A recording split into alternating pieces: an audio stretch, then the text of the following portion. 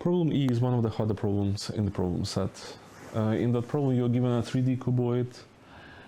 It touches a plane by a face, which is obviously a rectangle.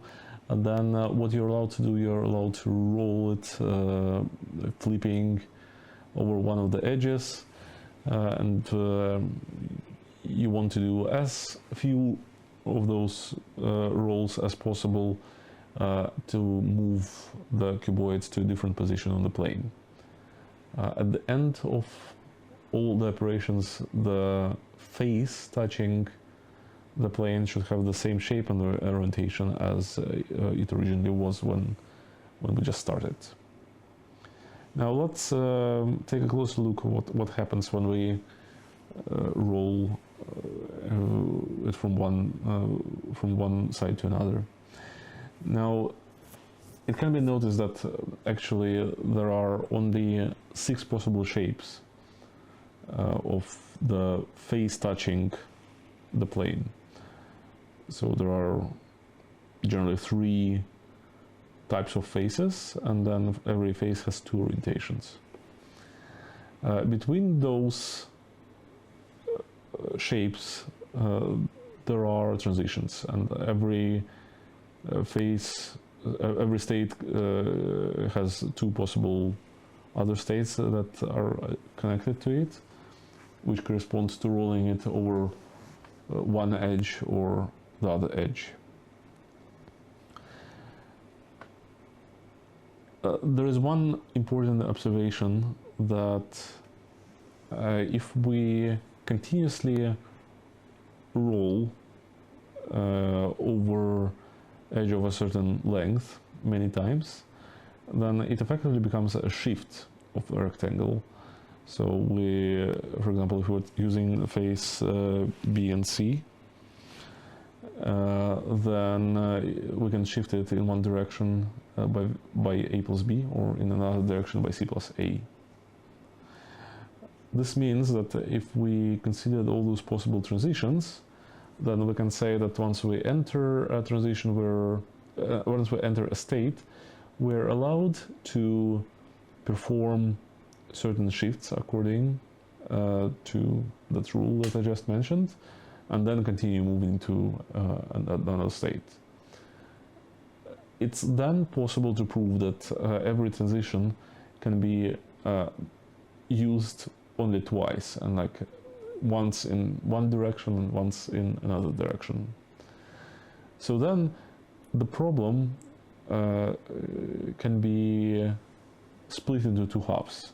It's like how we can consider all possible transitions, and then what is the best way to stay in a given state and move it by the algorithm that I described earlier over just one edge. Now let's first solve the second problem.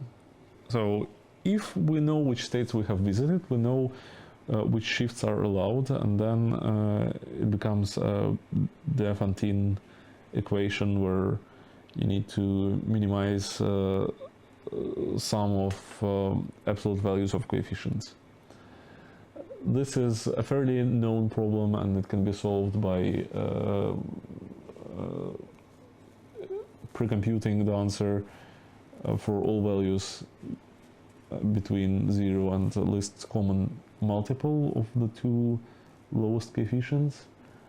And in this case, we will then just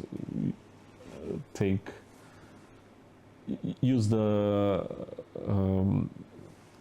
largest shift as much as possible until we get to the pre-computed values, to the region of pre-computed values.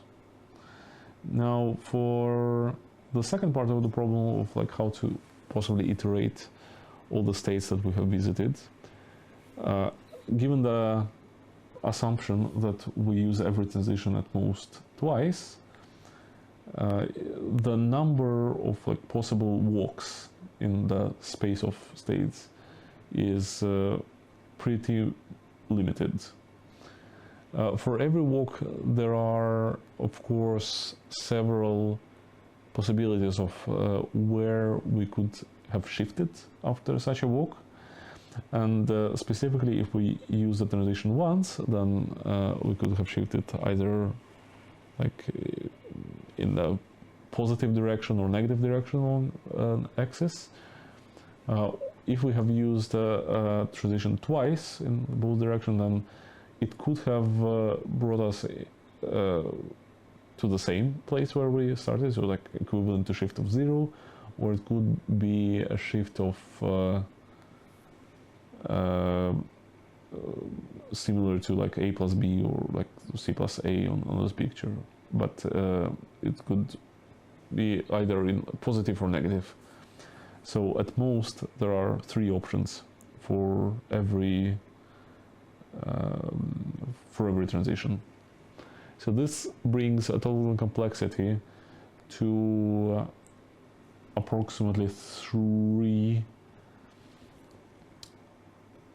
to the power of 6, and then the part with the Fantin equation can generally be pre-computed effectively, and the complexity will be approximately the product of 2 smaller numbers, which can be in the order of million in this task.